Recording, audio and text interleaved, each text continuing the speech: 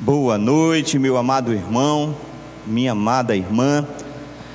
Nós vamos começar o nosso culto e nós até estamos começando alguns minutos atrasados, porque nós estamos nessa nova formatação. Inclusive aqui todos os meninos estão aqui plugados. Está saindo aí no seu aparelho também. E nós queremos começar esse momento e nós vamos ter o nosso momento de louvor. Durante o período de louvor, eu gostaria que você pudesse estar fazendo esse feedback conosco, dizendo como é que estão os instrumentos e nesse ambiente. É diferente do que você recebe em casa de qualidade de som, tá certo? Então você vai nos dando esse feedback e nos dizendo: olha, esse aqui está melhor, levanta um pouquinho, dá um toque aí no violão, no teclado, tal, no carrom, na voz. E nós vamos tentando, no momento dos louvores, ir acertando, e você vai ser esse que vai fazer conosco esse contato, tá bom? Mas nós vamos começar a nossa reunião de oração nessa noite, crendo que Deus está conosco, e feliz porque o nosso irmão Ricardo já veio aqui também, está conosco. Então nós estamos aqui nessa noite com um número muito mínimo de pessoas, mas estamos aqui para adorar ao Senhor. Mas sabemos que esses que aqui estão aqui vão receber a palavra de Deus da mesma maneira que você que está em casa. Você vai receber da parte do Senhor. Então esse é o tempo de você preparar agora a sua sala de vídeo, para você convidar as pessoas. Manda um WhatsApp para o irmão da igreja: irmão, olha, a reunião de oração já começou, estou vendo você aqui embaixo não, onde é que você está? Perturbe ele, entra aí no grupo, vá chamando para que a gente possa estar junto. E eu quero começar essa reunião de oração fazendo a leitura do Salmo de número 48. Salmo de número 48. E eu quero fazer a leitura deste salmo. São apenas 14 versos, mas este é um salmo dos filhos de Corá. E este salmo de número 48, o salmista aqui, ele exalta a Deus e também, a Sião, que é Jerusalém, que é a morada do Senhor. Então ele nos diz: grande é o Senhor e muito digno de ser louvado na cidade do nosso Deus, seu santo monte. Belo e sobranceiro é a alegria de toda a terra. O monte Sião, para os lados do norte, a cidade do grande rei. Nos palácios dela, Deus se faz conhecer como alto refúgio. Por isso, eis que os reis se coligaram e juntaram-se e uniram-se. Bastou-lhes vê-los e se espantaram, tomaram-se de assombro e fugiram apressados. O terror ali os venceu e sentiram dores como de partos. Com vento oriental destruíste as naus de Tarsis. Como temos ouvido dizer, assim o vimos na cidade do Senhor dos Exércitos, na cidade do nosso Deus. Deus a estabelece para sempre. Pensamos, ó Deus, na tua misericórdia no meio do teu templo, como, ó Deus, o teu nome, e assim o teu louvor se estende até os confins da terra. A tua destra está cheia de justiça. Alegre-se o monte Sião, exultem as filhas de Judá por causa dos teus juízos. Percorrei a Sião, rodeai-a toda, contai-lhe as torres, notai bem os seus baluartes, observai os seus palácios, para narrades às gerações vindouras que este é Deus, o nosso Deus, para todo sempre. Ele será o nosso guia até a nossa morte. Esse é o nosso Deus, Ele é o nosso Deus, é o nosso guia até a nossa morte. Então nessa noite quero convidá-los a estar orando conosco, para que você depois disso possa entregar a Deus o seu louvor, a sua adoração. Vamos falar com Deus nesse momento. Senhor Deus, Tu és o Senhor soberano, que cuida, governa, ó Deus, toda a terra. E nessa noite aqui estamos como os teus filhos, para te entregar este culto de louvor, entregar este culto de adoração, em meio, ó Deus, a um momento de desesperança. Nós podemos encontrar esperança em Ti. Tu és a nossa esperança. E por isso, nessa noite entregamos ao Senhor as nossas vidas, pedindo ao Senhor que nos guie. Deus, nos conduza e nos proteja de todo o mal, em nome de Jesus. Amém. Bom, então agora sim nós vamos para o nosso momento de louvor. E mais do que nunca eu vou precisar de você, para a gente fazer esse feedback, para você nos dizer como é que vai estar agora esse novo momento. Esse é o primeiro culto que nós estamos testando esse momento agora, é esse modelo de transmissão. E alguns ajustes serão necessários, tá certo? Mas nós vamos estar fazendo isso agora, nesse momento, enquanto estivermos aqui no louvor, tá bom? Então, para isso eu convido a minha esposa Sandra, e nós vamos estar louvando ao Senhor, em nome de Jesus. Amém, amados, boa noite. Eu saúdo a amada igreja com a paz do Senhor, amém? E grande é o Senhor e adorado. E nesse momento vamos dizer, ao único que é digno de toda honra, de toda glória e de todo louvor. Adore junto conosco, para que Deus possa receber do seu trono os nossos louvores, amém?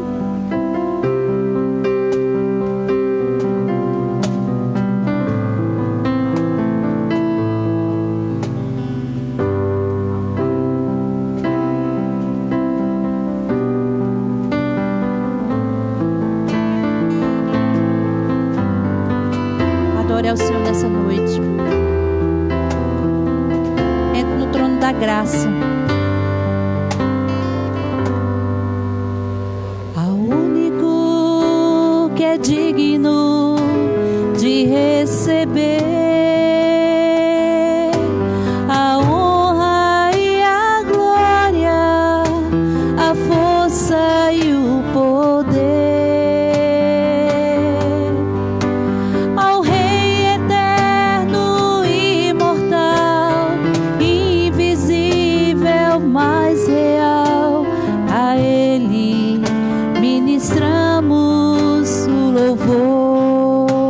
Ao único que é digno de receber a honra e a glória, a força e o poder,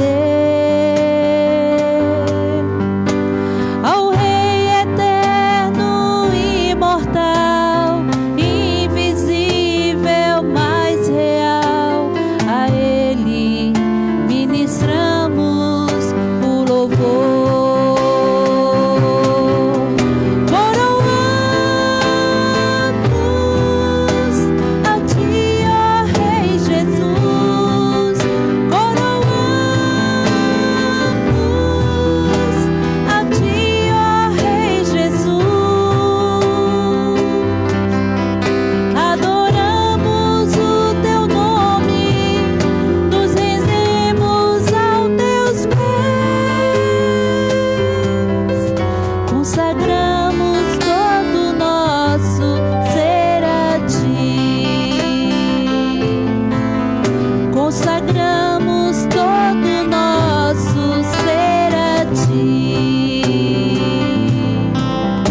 Eu consagro todo o meu ser a Ti. E ainda nesse momento de louvor e adoração, vamos continuar adorando ao Senhor.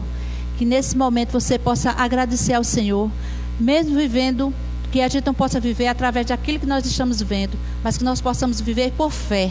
Que você não olhe a circunstância, mas que você possa entender que Deus está conosco em todos os momentos da nossa vida. E isso realmente traz tranquilidade, traz paz, em saber que o nosso Deus é conosco em todos os momentos. Então, continue a adorar o Senhor nessa noite, amém? Sei que estás aqui, Senhor.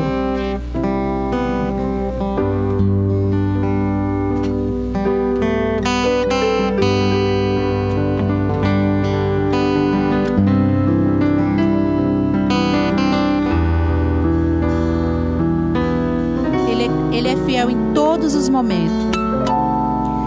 Sei que estás aqui, Senhor. Podes perceber quem sou. Podes ver se há em mim um verdadeiro adorador.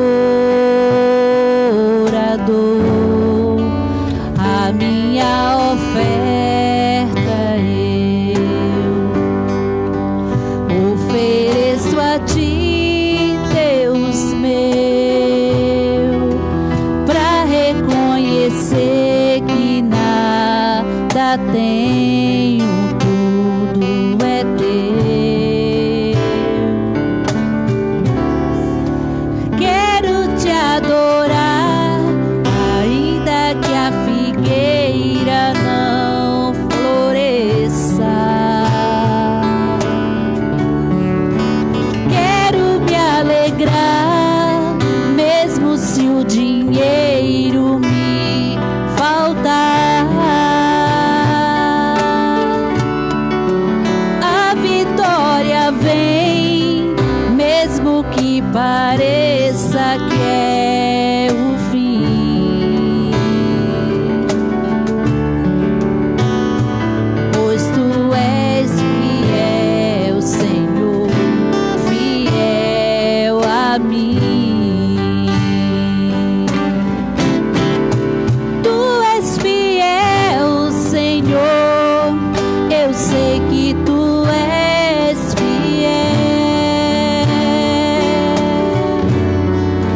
Tu és fiel, Senhor, eu sei que tu és fiel.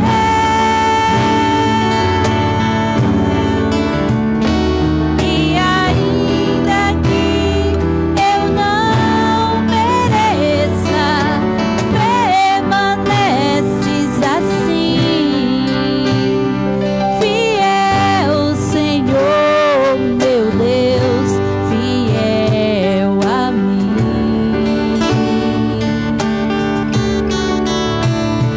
Fiel, Senhor, meu Deus, fiel a mim. A minha oferta, a minha oferta eu ofereço a ti, Deus meu, para reconhecer que nada tenho, tudo é teu. Quero te adorar, ainda que a figueira não floresça. Quero me alegrar, mesmo se o dinheiro me faltar. Creia tão somente.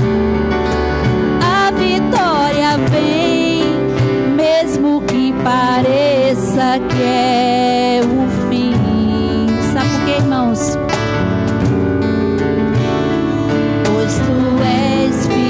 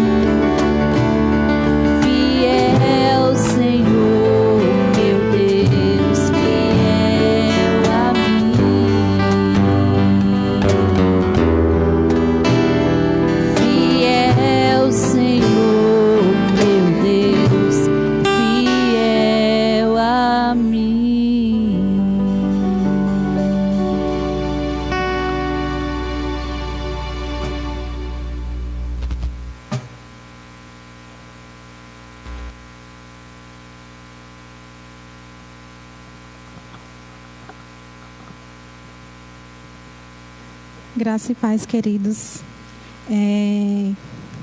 Queria aqui só deixar um pequeno versículo para que nós possamos meditar e aquecer também os nossos corações em meio a esse momento que estamos vivendo, né, já há muitos dias, e algumas vezes nós nos pegamos meio entristecidos, meio preocupados com o que possa vir a acontecer, mas que o nosso coração possa estar realmente firmado em Cristo e que nós possamos ter olhos além do que a situação nos mostra, que os nossos olhos possam sempre estar voltados para o Senhor.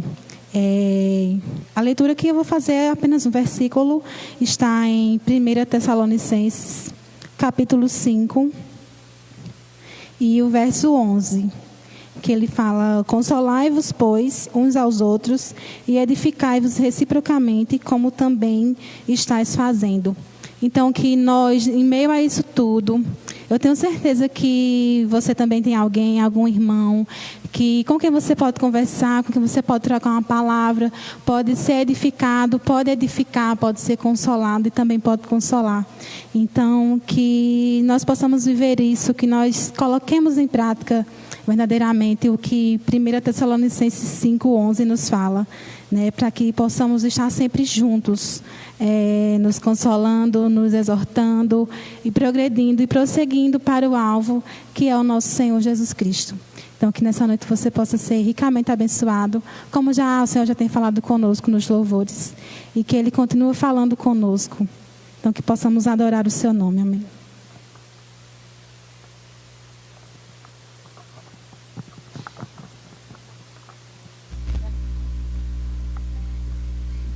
Amém, amados? Nesse momento, vamos preparar nosso coração para que Deus possa falar nessa noite para o teu coração. Vamos dizer que bem-aventurado aquele que teme ao Senhor. Que nossa família possa estar realmente firmada na rocha. Que nesse momento você possa...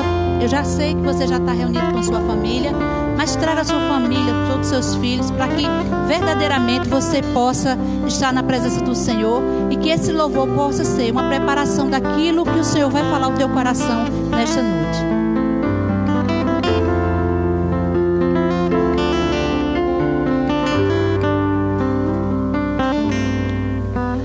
Bem-aventurado aquele que teme ao Senhor, que confia perpetuamente em seu poder, que medita de dia e de noite, noite e dia sem fim. Sua casa edificada sobre a rocha, não existe vendaval para destruir. Creia tão somente.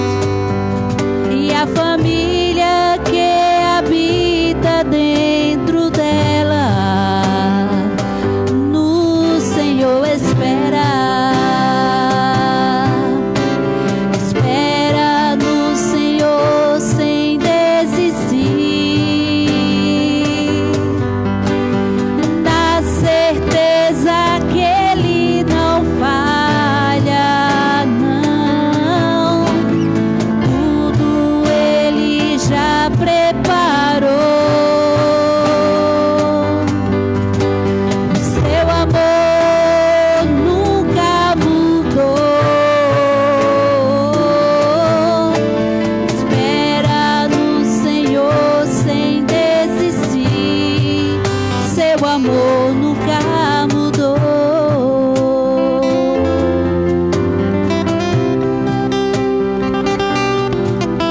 Louvado seja o Senhor, que a cada dia a nossa família possa estar firmada na rocha, que é o nosso Deus, e possa meditar dia e noite na palavra do Senhor.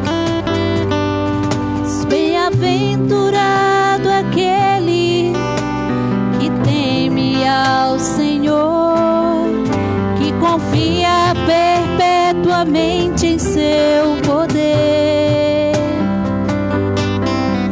que medita de dia e de noite,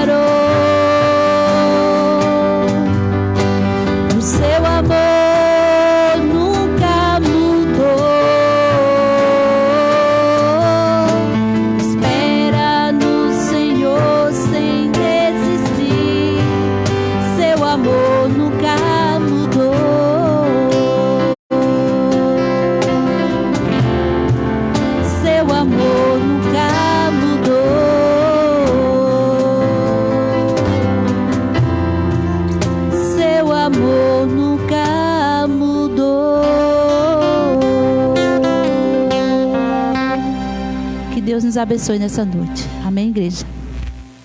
E agora eu convido o pastor para que a gente possa realmente orar por ele. Amém? Uma boa noite, a paz do Senhor. Neste momento, vocês que estão em casa, curvam suas cabeças e vamos orar pelo nosso reverendo e para ouvir a palavra de Deus nos nossos corações nesta noite. Senhor, nosso Deus, Pai Celestial, nesta noite, ó Pai, nós estamos aqui, ó Pai, colocando a vida de Teu servo em Tuas mãos, ó Pai. Instrumento, vaso em Tuas mãos para proferir, para profetizar a palavra de Deus em nossas vidas, Senhor. E por isso, ó Pai, nós te agradecemos, ó Pai, por tudo, ó Pai, nesta noite, em nome de Jesus. Amém. Obrigado, presbítero Robson.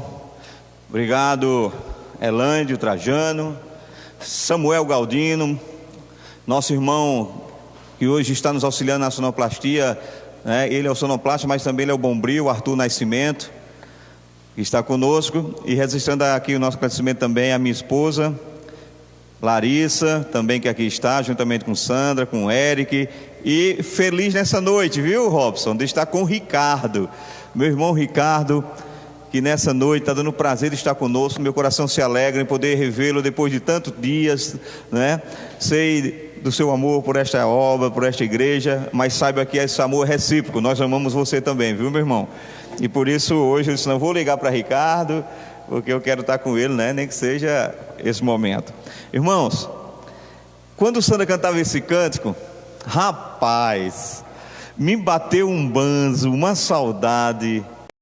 E quando nós cantávamos esse cântico, e eu era o primeiro a dizer, irmãos, saia do seu lugar, abraça o seu irmão.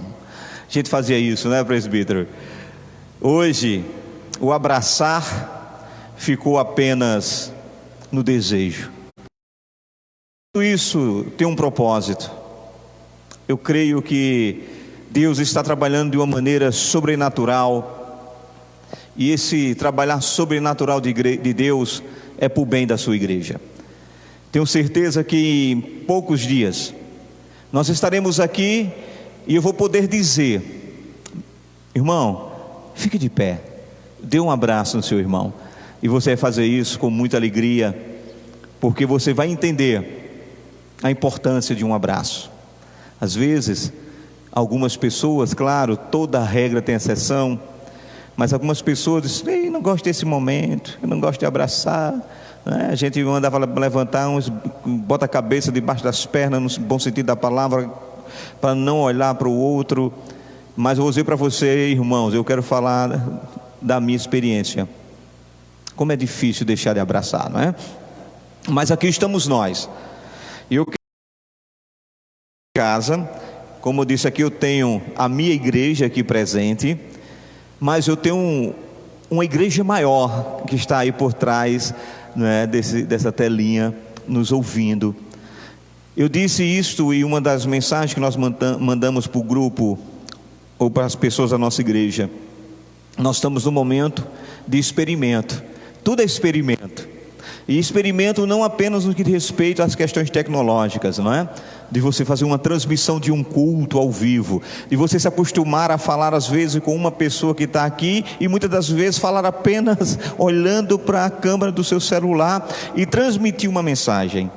É um momento novo para tudo, mas como igreja e como pastor nós temos tentado, não é, dentro dos nossos limites, levar sempre o alimento. E hoje não é diferente. Hoje é a nossa reunião de oração. Você vai estar recebendo a palavra de Deus. Mas deixa-me fazer somente um convite antes que a gente comece. Amanhã é quinta-feira. Todas as quintas nós estamos preparando uma livezinho lá da nossa casa, da nossa residência. Vocês devem estar lembrados, daqueles que nos acompanharam, que na sexta-feira passada nós começamos a tratar de um assunto sobre como enfrentar as crises ou os problemas em meio a essas crises que nós estamos vivendo. Trabalhamos sobre relacionamento conjugal, e nós vamos encerrar aquele estudo. Ele foi feito para ser dividido em duas partes, e amanhã, a partir das 19 horas, eu vou estar lembrando a você, vou mandar um convite, vou fazer com que você desperte o seu interesse, para que a gente termine aquele assunto sobre como é que está a sua vida familiar. Vamos tratar desses assuntos. Como é que ficou? Melhorou ou piorou nesse período de quarentena? como é que você está resolvendo os conflitos? Muitas coisas sexta-feira, mas tem muita coisa para se ouvir ainda, tá bom? Mas como nós estamos aqui, eu quero convidar a igreja que aqui está e você que está em casa, a abrir a sua Bíblia ou clicar na sua Bíblia, na carta que Paulo escreveu aos Romanos, capítulo de número 4. Carta de Paulo aos Romanos, capítulo de número 4.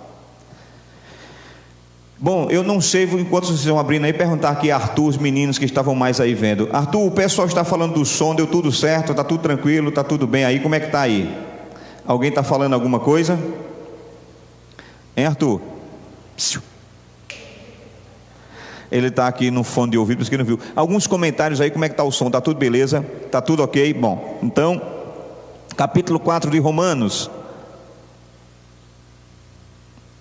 Ok? Quem encontrou diz amém. Amém. Tem até uma igreja aqui dizendo amém. Glória a Deus.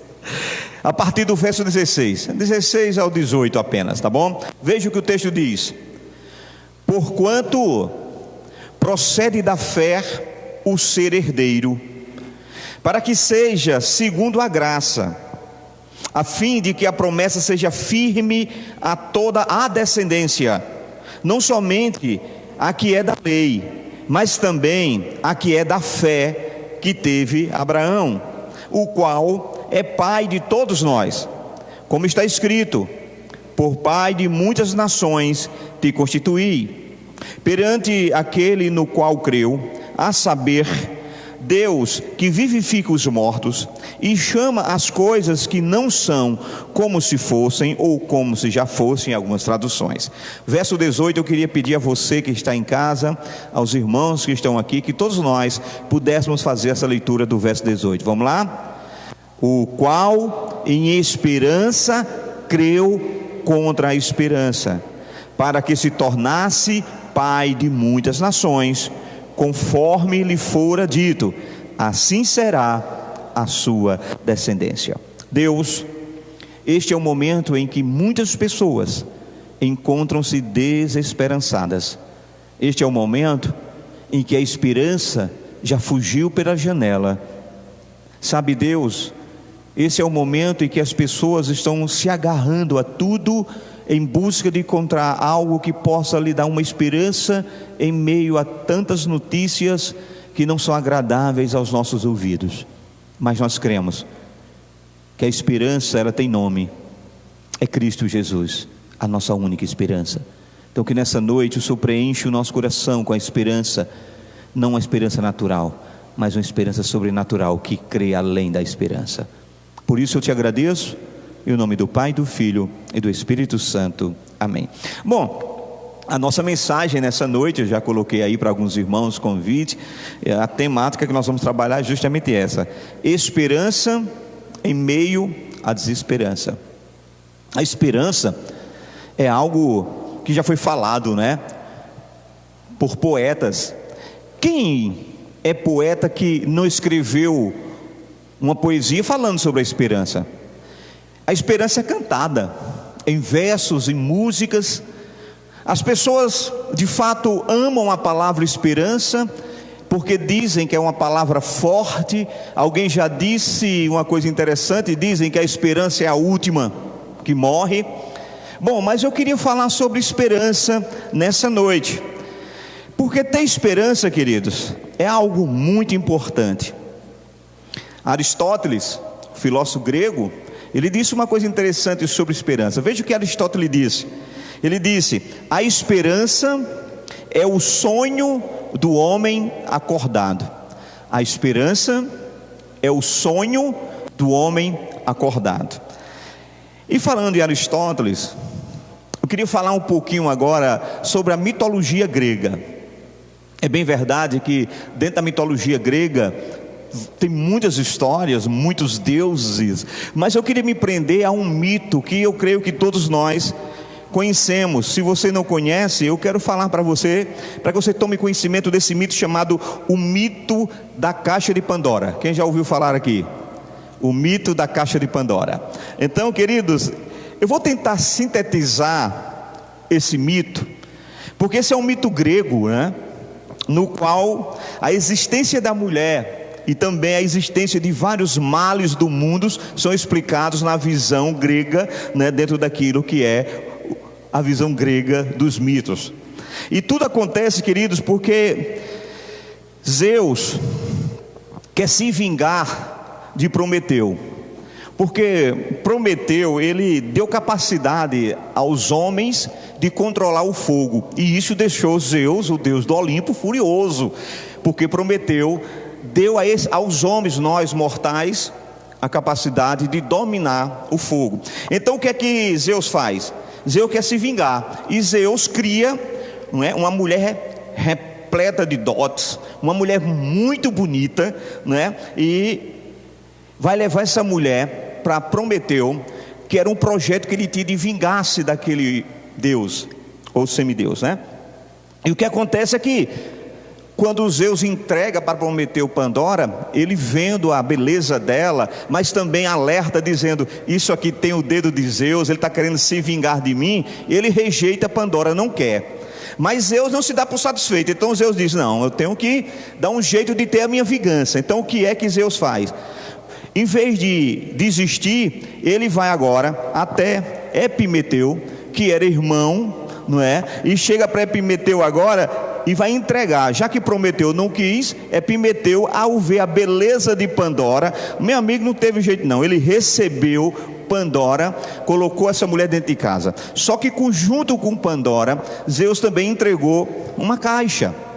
E o que Zeus disse foi, olha, de maneira nenhuma, nunca abra essa caixa. E deu juntamente a caixa com a mulher. Então o que foi que Epimeteu fez? Pegou essa caixa, colocou num lugar no fundo da sua casa, num lugar muito escondido, colocou 2 gralhas, ou seja, 2 pássaros daqueles barulhentos para tomar conta, porque quando qualquer pessoa se aproximasse, aquelas gralhas faziam barulho e imediatamente Epimeteu sabia que alguém estava mexendo e não podia abrir. Só que tem um problema. O problema todo é mulher é curioso, é ou não? Eu tenho aqui 2 representantes femininas, minha esposa e Larissa. Tem homem curioso também, né? Tem? Podia citar um exemplo de algum homem curioso que está no nosso meio? Quem? Robson? Bom, então meu presbítero Robson foi dado como exemplo de um homem curioso. Bom, então dentro desse mito de Pandora, o que acontece? Pandora, claro, ficou curiosa de saber o que é que tinha dentro daquela caixa. E ela preparou tudo, né? Ela chegou para Epimeteu, né? E disse, olha, essas gralhas já estão me perturbando demais, elas fazem muito barulho, eu não consigo dormir, estou impaciente. E ele, amando, encantado por ela, o que foi que fez? Cedeu aos caprichos daquela mulher, tirou as suas gralhas, deixou a caixa desprotegida. E depois eles tiveram relações. Na relação, um feitiço veio sobre ele, ele caiu num sono profundo e a mulher ficou lá. Pandora, diante de uma caixa que ninguém podia abrir, não podia saber o que tinha dentro. E esse negócio não dá certo.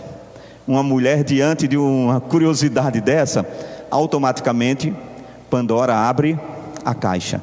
E como nós falamos anteriormente, nessa caixa proibida, na verdade, quando ela abre para espiar, ela vai ver que ela libera, naquele momento em que ela abre a caixa, ela acabou liberando várias doenças, sentimentos que de fato iriam atormentar a existência da humanidade. Sabe, na hora que ela abriu a caixa de Pandora, todos os males conhecidos estavam ali dentro e saíram. Mas o que acontece? Zeus tinha assim, de fato, vamos dizer assim, conquistado a sua vingança contra Prometeu.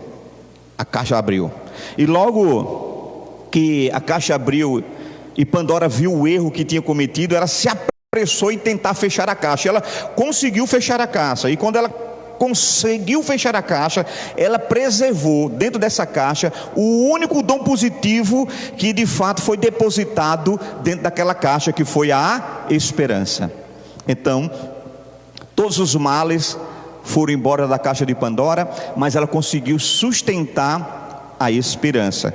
Então, desta forma, o mito da caixa de Pandora explica como o homem é capaz de manter-se perseverante, mesmo quando as situações se mostram bastante adversas, porque dentro desse mito ainda sobrou a esperança. dentro da caixa de Pandora. E alguém diz que é daí que vem a expressão que nós conhecemos aqui, quando diz que a esperança é a última que morre, quando na verdade a esperança foi a última que ficou, ou a última coisa e a única coisa que ficou dentro da caixa de Pandora. E além disso aqui, desse mito, né? Esse mesmo mito agora também explora a construção da identidade feminina como sendo marcada pela sensualidade e pelo poder de dissimulação. Então, esse mito tem duas coisas: mostrar que, de fato, nós podemos manter-se ou mantermos-nos perseverantes mesmo quando as situações estão difíceis, porque resta a esperança, mas para mostrar uma coisa também para nós homens: cuidado com o poder que a mulher tem. Cuidado, porque a mulher tem um poder de sensualidade. Enganou Epimeteu. Cuidado, que ela tem o poder aqui da dissimulação. Ela consegue o que quer. E é por isso que a gente tem que ter cuidado. Então, como nós vimos, no antigo mito grego, a esperança foi a única coisa que ficou na caixa depois que Pandora liberou no mundo todos os males. Então, deste modo, irmãos, os gregos afirmam que todos são capazes de ter esperança. E aqui nós podemos chamar essa esperança de esperança natural. Os gregos dizem que todos, o ser humano é capaz de ter esperança, uma esperança natural. Mas também nos mostra outra coisa. Eles dizem que a esperança natural, ela é de fato a essência para a vida. É assim que os gregos entendem, com base nesse mito da caixa de Pandora, acerca da esperança. E de fato, queridos, nós já falamos aqui e vamos repetir mais uma vez, que é um dito muito nosso, baseado na história da caixa de Pandora. O brasileiro traz para a sua realidade e diz que a esperança é a última que morre. Bom, mas veja só, se ela é a última que morre, ela também morre, não é? Então a pergunta é justamente essa, irmãos: mas o que acontece quando a esperança natural se acaba? O que acontece quando essa esperança natural, essa que faz com que os homens perseverem, essas que fazem com que os homens não desistam em situações adversas, mas quando ela também morre, e aí, o que acontece conosco? Essa é a pergunta que não quer calar nessa noite. Então, queridos, isso é algo muito perigoso. Algo muito perigoso. Alguém desesperado, ou seja, alguém sem esperança, queridos, ele pode ferir os seus semelhantes. Alguém sem esperança, ele pode, acima de tudo, ferir-se a si mesmo. Você já viu que, por vezes, pessoas sem esperança, porque perderam a esperança, eles tiram as suas próprias vidas. Eles perdem a esperança no conceito natural de perspectiva de vida e ferem outros. Então isso é muito perigoso, essa questão da desesperança. Então é justamente isso. Victor Hugo, ele disse uma coisa interessante, falando sobre a esperança. Victor Hugo disse: a esperança seria a maior das forças humanas, se não existisse o desespero. Então veja, ela seria, e aqui perceba que o seria está no futuro, mas mostrando que ela poderia ser a maior das forças humanas, e ela só seria a maior das forças humanas se não existisse o desespero, se não existisse a desesperança. Então, irmãos, sem esperança, sem esperança nós murchamos. Quando nós estamos desesperançados, nós desistimos das lutas, queridos. Quando nós estamos sem esperança, nós desistimos dos sonhos. Quando a esperança se acaba, nós mergulhamos na tristeza, mergulhamos na angústia, mergulhamos na depressão. E quando nós estamos sem esperança, até mesmo o nosso sistema imunológico é abalado, porque a esperança, ela é essencial na vida do homem. Mas às vezes a esperança natural chega ao seu fim. E chega ao seu fim, queridos. E chega ao fim. E quando ela chega ao fim, queridos, nós começamos a achar que nós não temos mais um motivo para continuar acreditando em nada. Porque a primeira coisa que a gente vai dizer é: ora, a minha esperança acabou. E se a esperança acabou, eu não tenho mais como fazer conjectura acerca do meu futuro, do meu presente, porque eu não tenho mais esperança. Eu não tenho mais como buscar motivação. Acabou a esperança. E é por isso que Charles de Gaulle, ele diz uma coisa interessante. Ele diz: o fim da esperança é o começo da morte. Não é verdade? O fim da esperança é o começo da morte. Algo semelhante talvez tenha acontecido com você. Talvez um dia você tenha perdido a esperança. Talvez você que me escuta hoje esteja dizendo: pastor, eu já perdi todas as minhas esperanças. E há pessoas que falam justamente assim.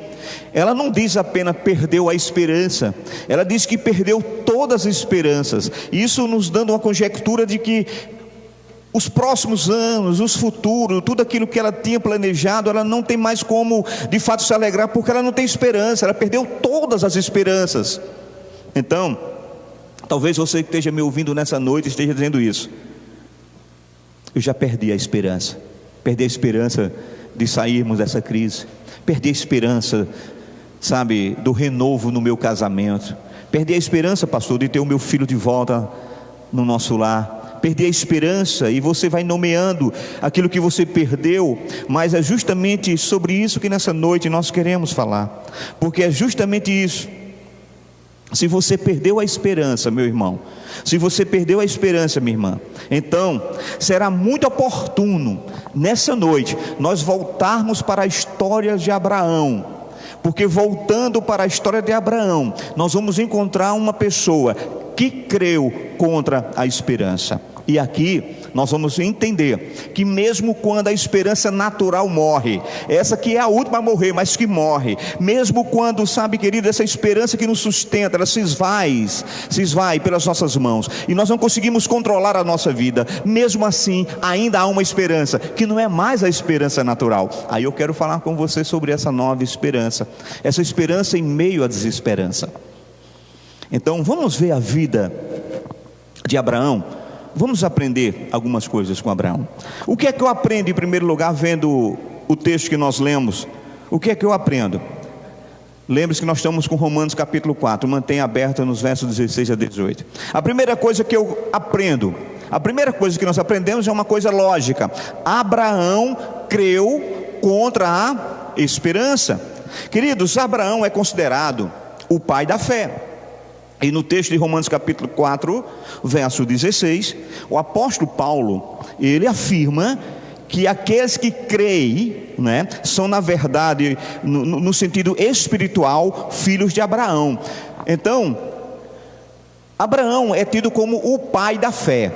Não é isso que o verso 16 diz? Veja aqui, ó, verso 16 do capítulo 4 de Romanos: porquanto procede da fé o ser herdeiro, ou seja, o filho, para que seja segundo a graça, a fim de que a promessa seja firme a toda a descendência, não somente aquele que é da lei, mas também a que é da fé, que teve Abraão, o qual é o pai de todos nós. Então, no momento que nós dizemos que temos fé, essa fé, ela nos lembra que Abraão, ele exerceu tanta fé que ele é considerado o pai da fé.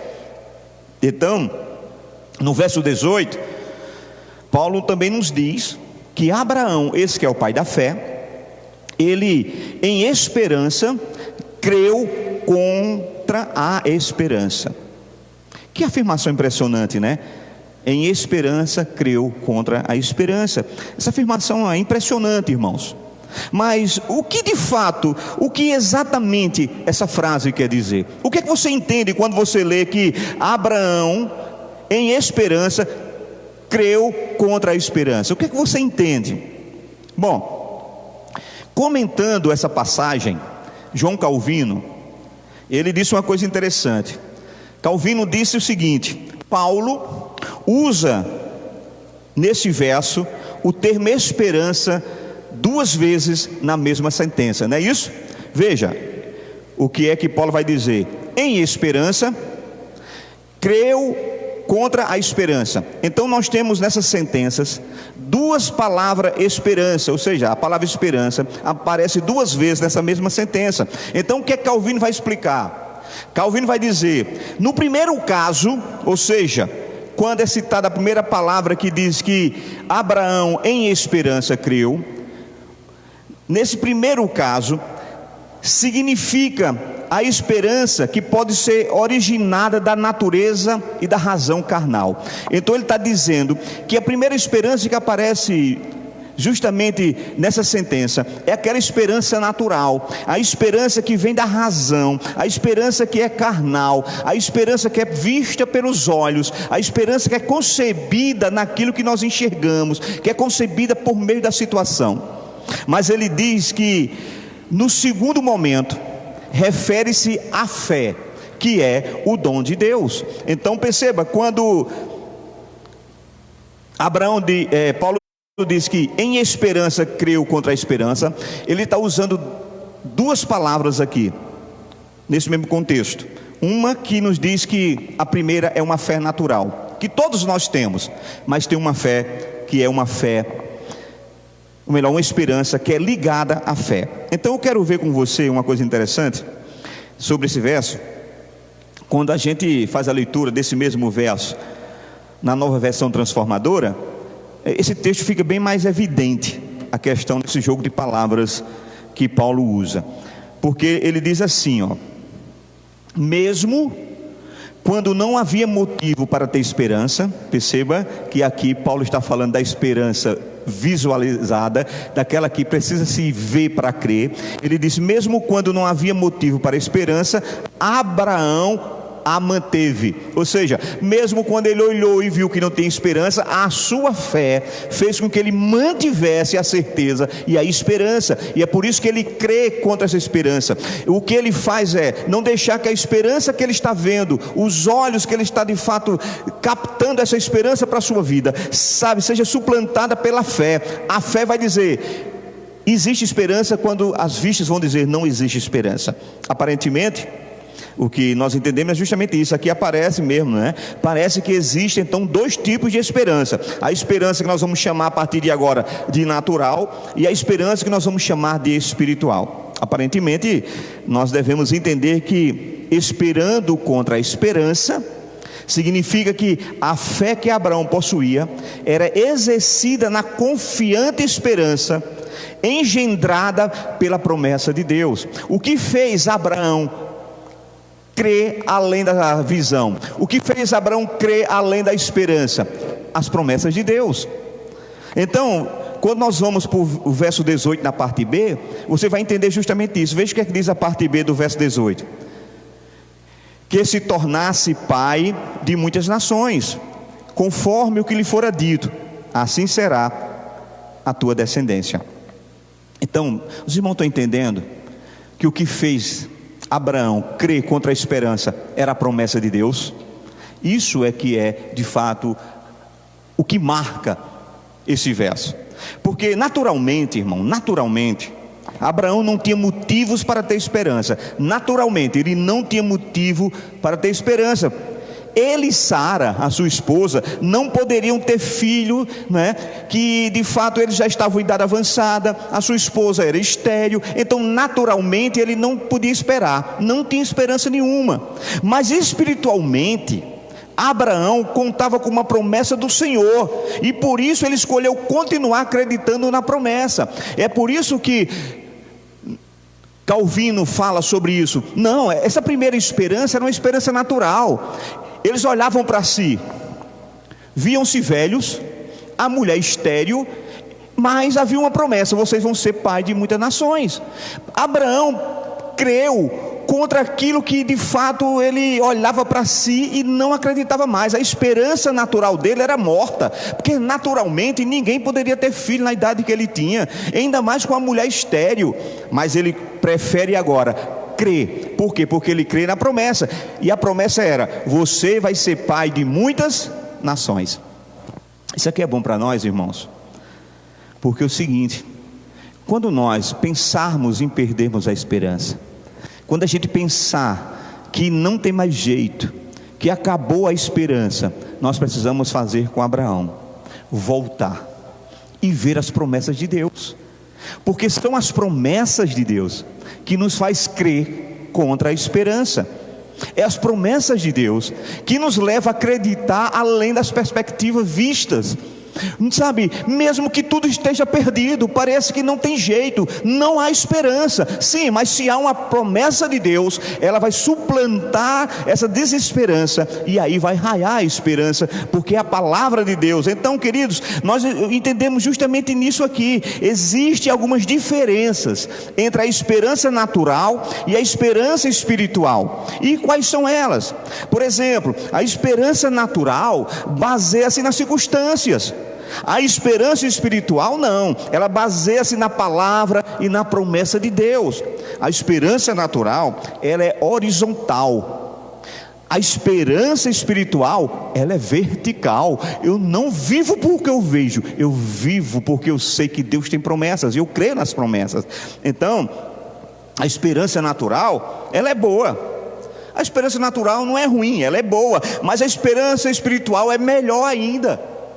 Sabe, querido, tem um pensamento judaico que diz o seguinte: é bom ter esperança, ou seja, é bom ter essa esperança natural. A esperança natural não é ruim. Ele diz: é bom ter esperança natural, mas é ruim depender dela somente.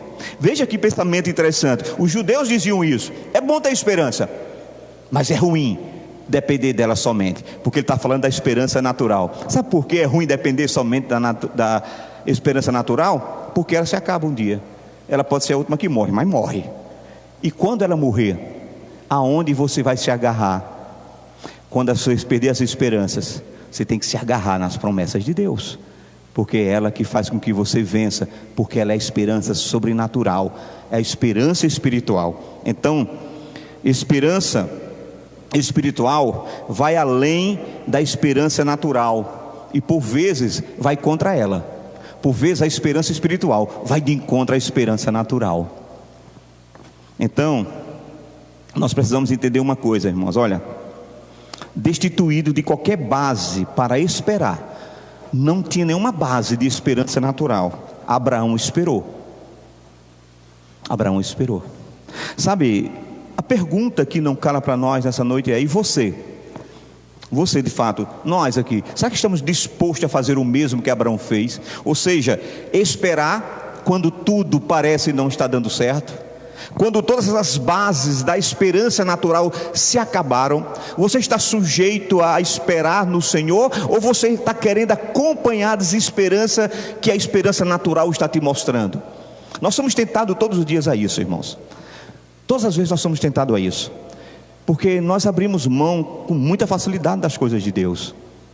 Mas Deus está dizendo: você tem que crer contra a esperança. Essa é a primeira verdade. A primeira verdade é justamente essa que nós acabamos de ver. Abraão creu contra a esperança, e nós precisamos também. Mas qual é a segunda verdade que nós encontramos nesse texto? A segunda verdade que nós encontramos nesse texto é que a nossa esperança, ela está, ou deve estar, unicamente em Deus. A nossa esperança deve estar unicamente em Deus. Veja, se a sua esperança se acabou, meu irmão, se a sua esperança, minha irmã, natural se acabou, eu digo para você que você pode voltar a ter esperança. Sim, você está dizendo: acabou minha esperança. Eu estou dizendo: você pode voltar a ter esperança. Não tem mais jeito. Estou dizendo: tem jeito. Você pode. Sim, querido, muitas vezes nós desistimos de um sonho, muitas vezes desistimos, sabe, queridos, de um casamento, desistimos às vezes de uma família, desistimos dos nossos filhos, desistimos das nossas lutas, porque nós dizemos: não tem mais esperança. E o dizer não tem mais esperança não é apenas uma palavra proferida, ela mexe conosco a ponto de nós abrirmos as nossas guardas e dizer: tudo acabou, eu não vou mais lutar, acabou a esperança. Mas veja o que o verso 17, na parte B, diz para nós. A parte B desse verso 17, do capítulo 4 de Romanos, diz que Deus, leia comigo: Deus vivifica os mortos e chama as coisas que não são como se elas já fossem. Isso aqui é poder da palavra de Deus. Queridos, como é grande o poder da palavra do nosso Deus. E isso aqui nos remete, não tem como nós não vermos esse texto e não sermos levados ao livro de Lamentações. automaticamente a nossa mente vai para o livro de Lamentações de Jeremias. Sim, queridos, porque Jeremias arrasado, meu irmão, arrasado por ver a destruição de Jerusalém, ver os seus entes queridos, as pessoas a que ele amava sendo mortas, sabe, queridos, ele estava ali, sabe, arrasado pela falta de perspectiva para o seu povo.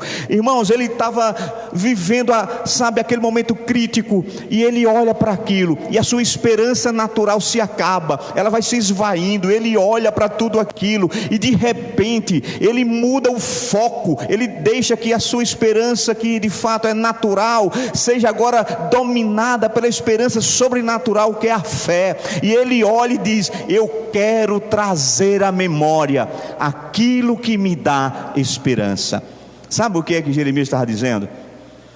Essa esperança natural, se eu olhar para como está a conjectura do nosso país, se eu olhar para o que está acontecendo nessa pandemia, se eu olhar para o que está acontecendo aqui, eu vou perder a esperança natural, e ela vai afetar até mesmo o meu emocional. Então eu prefiro trazer agora, nesse momento, olhando para o caos, eu prefiro trazer a esperança sobrenatural. Eu quero trazer à memória aquilo que me dá esperança.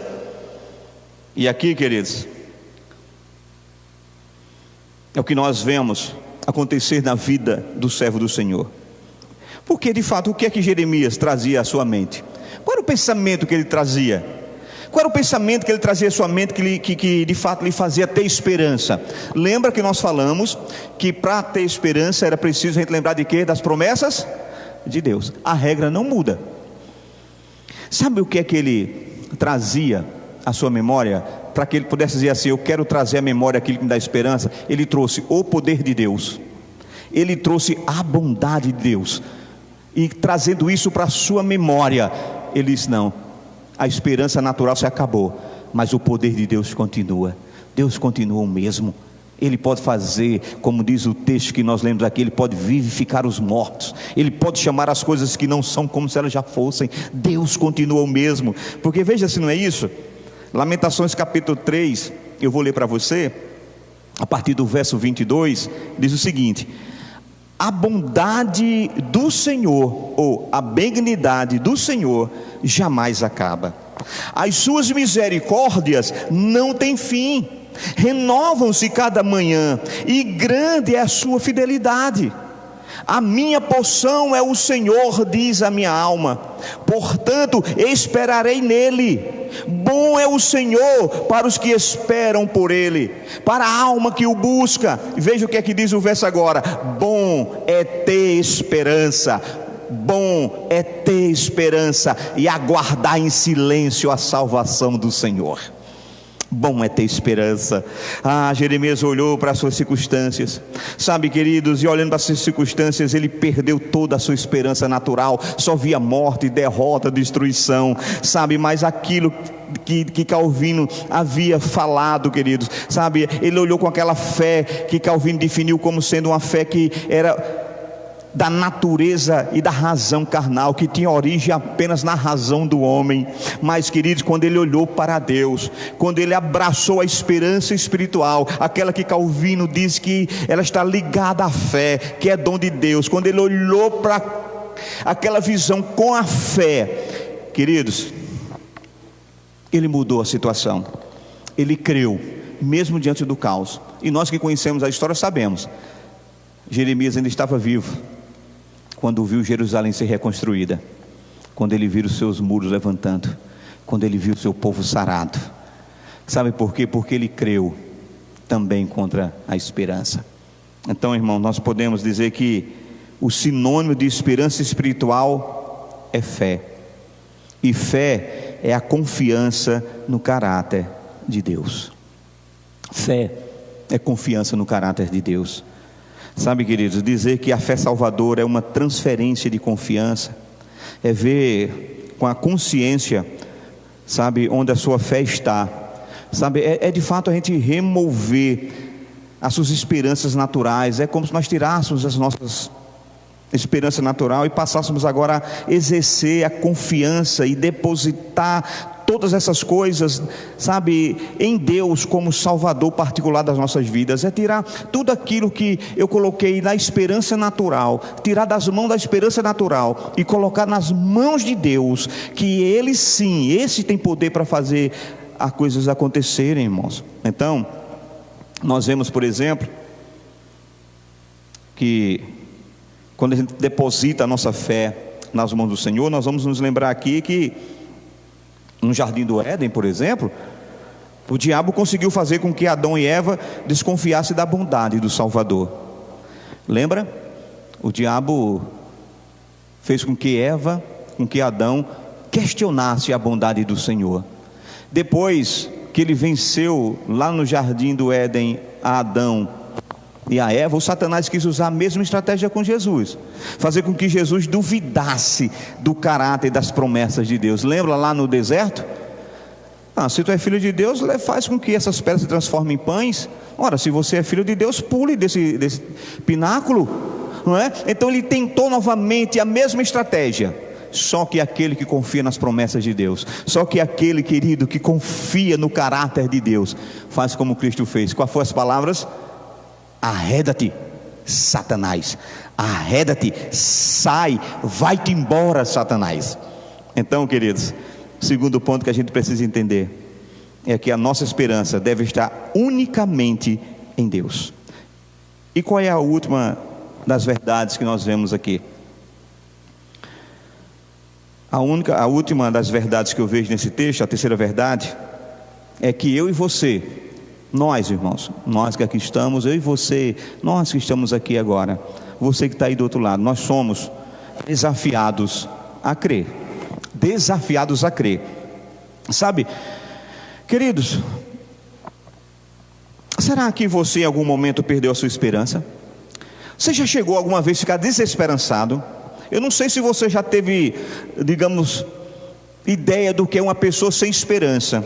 Eu não sei se você já conversou com alguém que perdeu a esperança a ponto de você olhar para aquela pessoa e ela não conseguir falar uma palavra que possa trazer para você, aos seus ouvidos, um sentimento de que essa pessoa tem uma esperançazinha lá no fundo. Você vai perceber que tudo que ela fala é como se ela estivesse dizendo assim: eu não tenho mais esperança.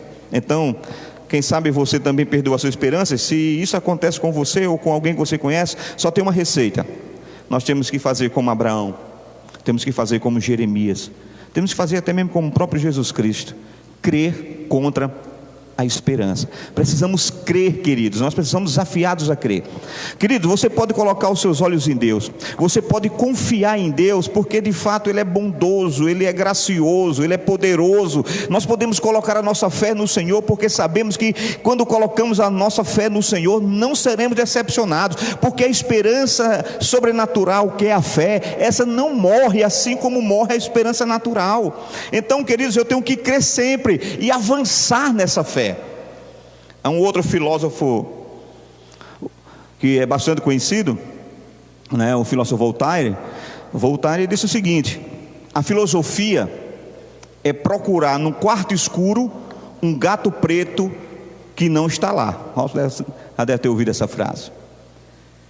Segundo Voltaire, a filosofia é procurar num quarto escuro um gato preto que não está lá. Mas um aluno cristão de filosofia declarou: a fé é procurar num quarto escuro um gato preto que não está lá. Parece que é a mesma coisa, né? Mas ele terminou: e achar o gato.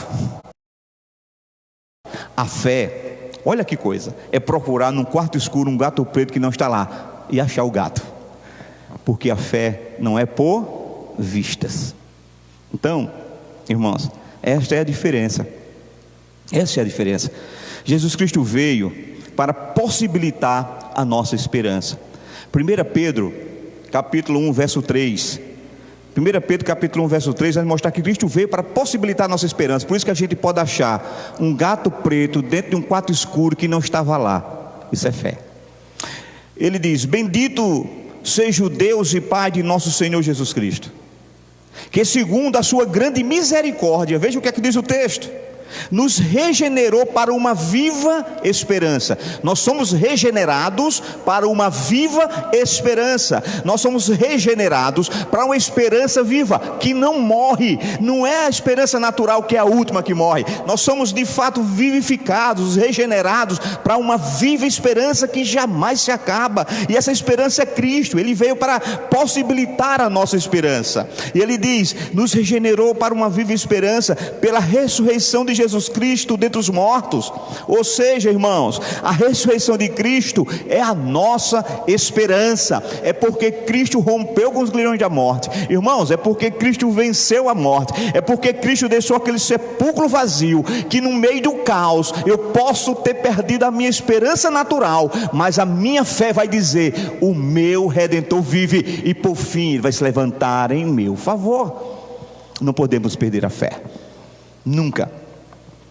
A Escritura também nos diz que é pela esperança que nós somos salvos. A Bíblia diz que é pela esperança que nós somos salvos. Veja Romanos capítulo 8, verso 24. Romanos 8, 24 diz: salvos, mas que é que nós fomos salvos esperando na verdade o Cristo que viria. Aqueles homens do Velho Testamento, como nós falamos em Jeremias e tantos outros profetas, eles foram salvos na esperança, porque eles esperaram e creram que um dia a esperança verdadeira, Cristo Jesus, viria. E o texto vai dizer, porque na esperança fomos salvos. Ora, a esperança que se vê, ou seja, a esperança natural, não é esperança. Ele disse, não, a esperança que se vê, essa esperança natural não é esperança.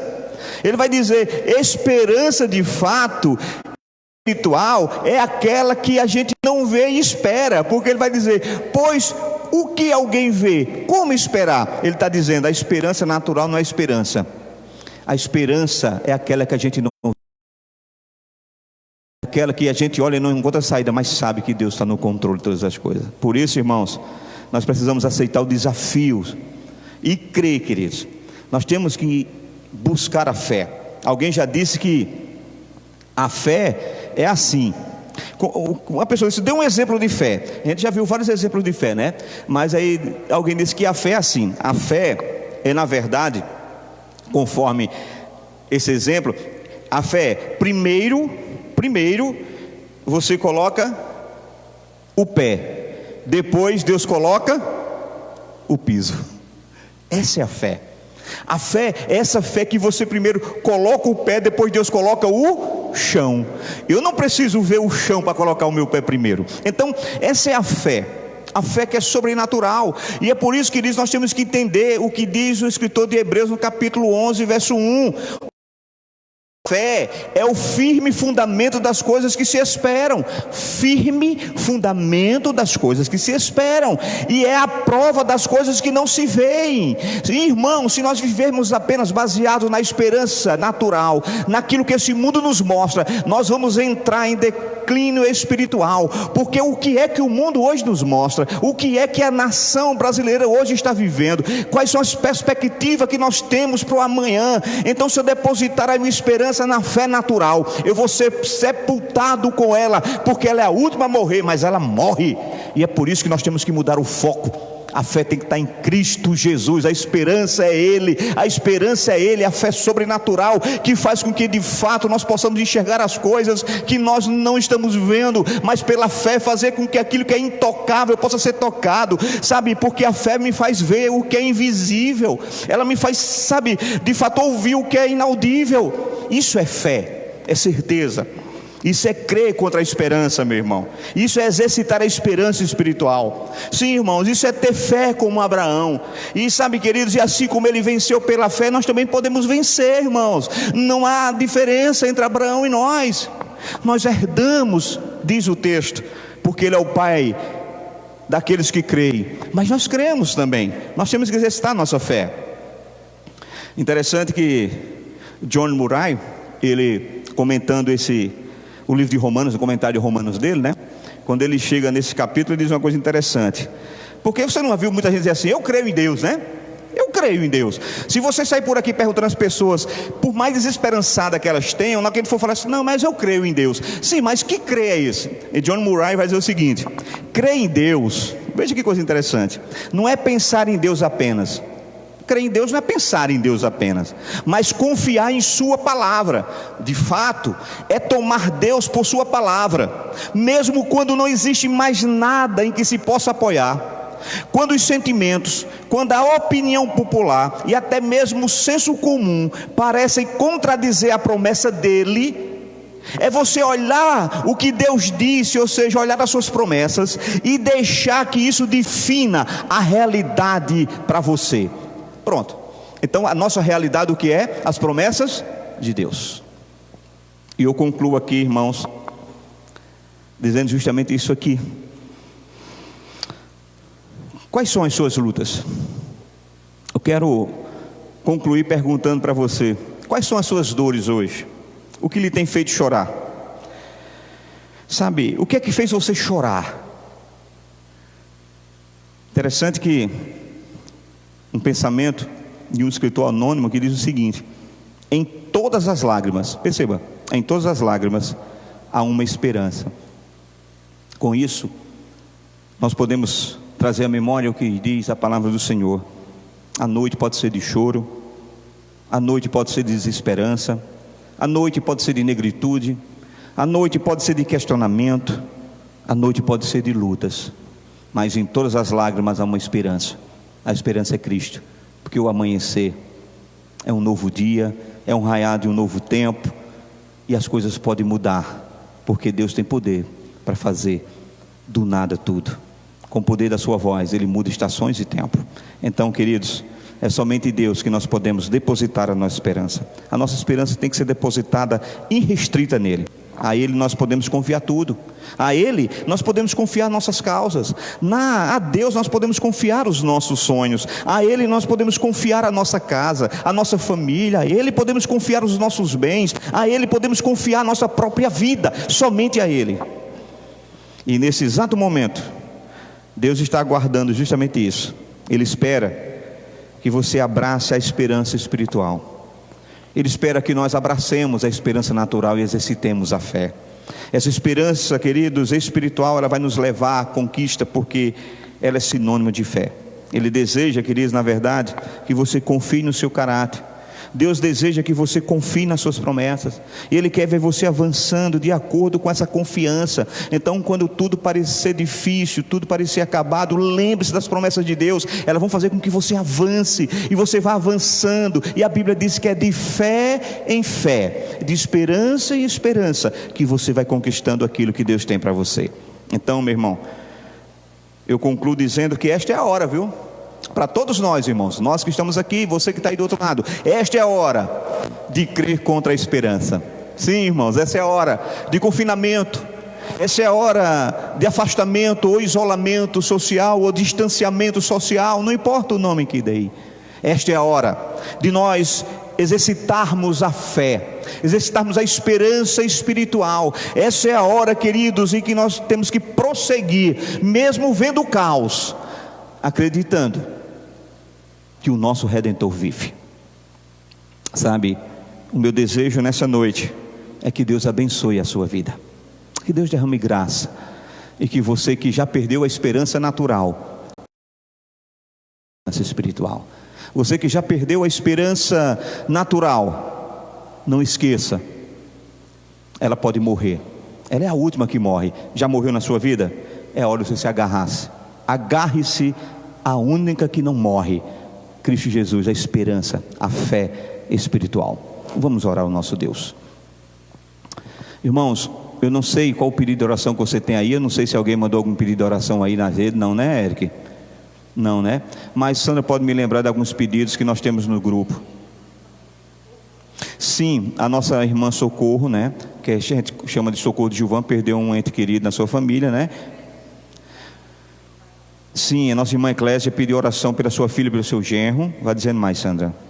Lembra aí, Larissa, nos grupos, o que é que tem mais? Mônica, nós estivemos visitando a nossa irmã Mônica, orar por Mônica. Por Toró, sim. Não tive mais notícia, não sei se os irmãos têm alguma notícia de Toró, como é que ele está, não soube mais. Então vamos orar, vamos pedir a Deus, e você faça o seu pedido de oração. Você que está em casa também, faça o seu pedido de oração. Quero pedir à igreja, fique de pé. Vamos orar ao nosso Deus.